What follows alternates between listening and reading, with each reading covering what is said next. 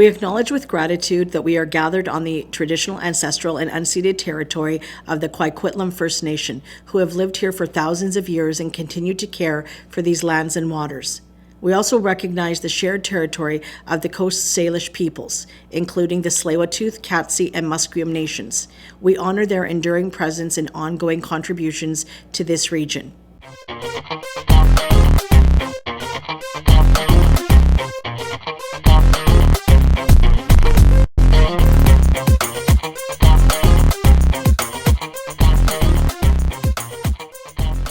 Welcome to Faces Tri-Cities interview series. I'm Geneviève Kyle-Lefebvre. And I'm Cathy. Cena. Faces Tri-Cities is a co-authored book featuring 50 amazing local women.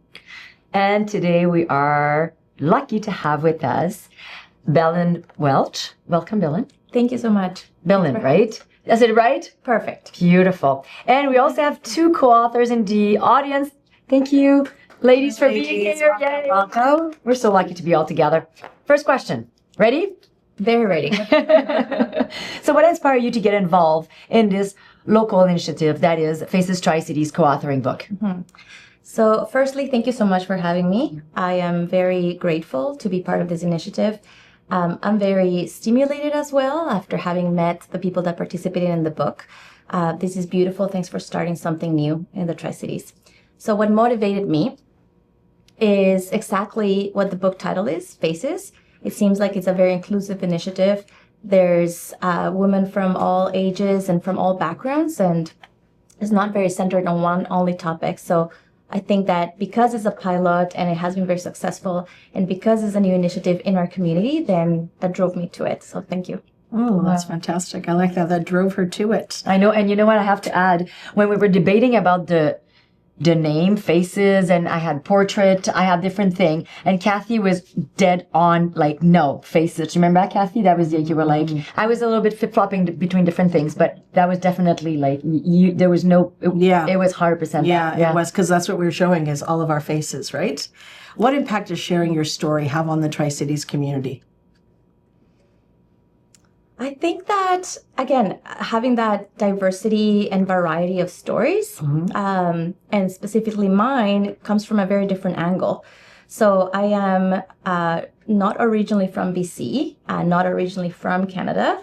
And I think I have a mix of a newcomer story, but also somebody that has established and chosen the Tri-Cities. And have progressed through the years through different paths, has pivoted. So I think it's very identifiable. Mm-hmm. So hopefully that inspires others that are just arriving. Mm-hmm. Mm-hmm. So what does being part of a co-authored book help make a difference? It is just wonderful to see the amount of creativity, the amount of like different stories shared, and getting to know the people that are participating in it has been for me the gain. Just listening to local stories, and it's very inspiring. I cannot be more honest than that. It's just you get to meet these ladies from very different backgrounds, face adversity. So for me, it has been very inspiring. Mm-hmm, mm-hmm. Well, all the ladies got to choose a quote, and so did you. And thank you for that. And so your quote is... Do you want me to read it? I'm good. How's your voice? I'm good. I'm good. I'm just seeing a glare, so... Oh, okay. No. If you want to go fast, go alone. If you want to go far, go together. And it's an African proverb about community. So why did you pick this quote, and what does it mean to you? Sure. So it hits my heart because I've had to restart many times. So moving from South America, I actually moved to Atlantic Canada first, and I had to form a community in order to know how things worked, to feel supported. It's very lonely, very isolating to start from scratch. Again, I'm not the only one. There's, our country is made of immigrants. So this is just one more story, but it's about making use of that community, contributing back to the community, and then moving to BC, actually moving in New Brunswick another time, restarting in that city, and then moving to BC and restarting here. So it's been a lot of restarts. And I think you can only do that, you can only succeed when you are going in a right way or in a positive way and bring your community with you. So making them benefit also from that ride. Do you want to show the photo? Yes, Yes. absolutely. Great. And such a like. Great. So you touched on a little bit, but in your story, you touched on a little bit, but can you go a little bit more why you decided to share exactly that? Like, what's the impact on you and on your community to share your story? Sure. So I have a business background and I have always supported entrepreneurs from different angles. So I started my career supporting through an accelerator and incubator, both in English and French. And the incubator grew quite a bit. So it helped around 70 companies per year. And it was about 5 years that I was there. So my admiration to entrepreneurs is what kept me in that field, also in economic development, because newcomers were coming to establish businesses. They have a lot of adversity, just like I did, but also, taking a major risk that is starting a business. And as you know, the stats sometimes are gentle, but starting a business is pretty risky, but it's also very rewarding. And it's not meant for everybody. It requires a certain personality. So helping entrepreneurs with training and mentorship and connecting them with their community, making sure that they're using their resources properly, again, back to that community pool, and then going into financing and also helping businesses from that angle. So that is also a whole new world where entrepreneurs tend to put a lot of their personal wealth into that business, and advising them how to do that, how to make sure that they're not going under, that they're not compromising their homes, for example, and that instead they're getting credit from other places. There are many ways to access capital, and you have to know where it comes from. So advising them on that, and currently working with another level of companies, which is very large companies expanding and exporting outside of Canada. So at a national level, I'm talking to companies to engage in intellectual property, making sure their innovations are protected and that we keep innovation in Canada. So again, just to wrap up the story is, my whole career has been helping businesses succeed, Canadian businesses. And in the Tri-Cities, there's a ton of them. Yeah, no, fantastic. Now, what would you say that you would like to change the most, or what would you like to see in our local community, be changed? And you're in Port Coquitlam, so maybe you can speak to that a little bit. Sure. So we have a beautiful community here, and, it's green, it's walkable in many places, it's very accessible, it's safe. What I do think we need more business. We need to make sure people can go to their office that is around a corner, or through a short SkyTrain drive. So I do think we need to attract more businesses here, not just tourism businesses, but actual operations or, labs, research and development, etc. So hopefully that area continues to expand. That would make it an even greater community. Mm-hmm. I feel with the work you do, you probably be a really good person for this question, is how can we empower more women to lead in our community?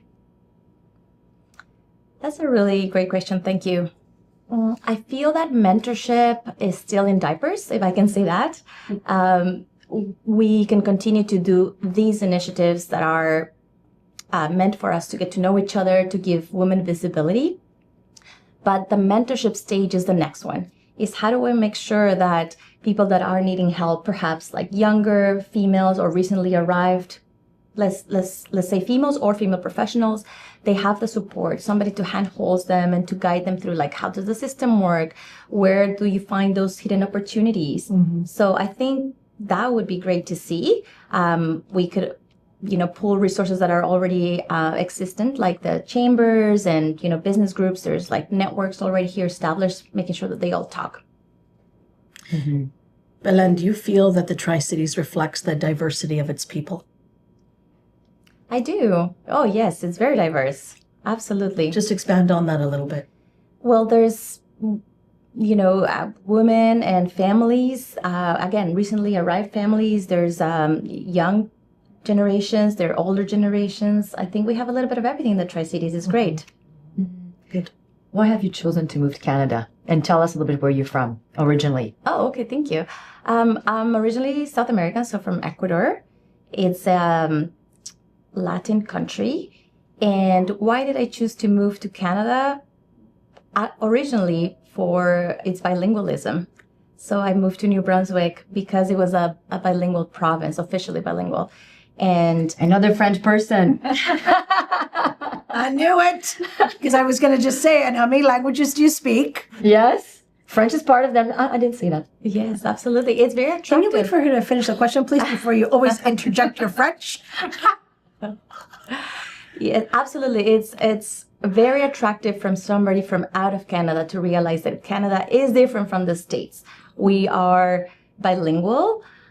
Generally, in most provinces, we have a strong presence, and it's very beautiful and attractive. Same with culinary speaking. We have very different things than our neighbors. I think we're admired around the world for being safe, for being green. So that's what attracted me to Canada, and specifically New Brunswick for that bilingualism. See, it was not her When husband. she pointed at her, she said me. No, she did not say. She did not say anything here about her husband. I see that. So when did that move you to BC? Did you meet him in New Brunswick? I did. Yeah. Yes. We're now on the dating game show, so I just wanted to... I'm joking. It's fine. It's fine. Well, that's a lovely story. And I know that recently you went to visit your family, and how family and community is so important to you. And we're homesick sometimes, aren't we? That, we don't have our core family, with us. And that's really tough. How do you feel as a young woman in business, and how do you surround yourself with your support system? I think attending events like this is really powerful, and making sure that you are reaching out to contacts. Networking is crucial, and I think we don't give it as much sometimes visibility. It can be cliquey for different groups. It's true. It can be. I think that Tri-City is actually not very cliquey, but in general, BC tends to be a little bit more than other provinces. And I think, going out of our way to reach out to somebody that you think has potential and that they haven't really uncovered doors or opportunities is very powerful. And you mentioned it, Cathy, in another instance. It's when you give that you feel most rewarded. You also learn a lot from somebody that you're helping. So it's always a win-win.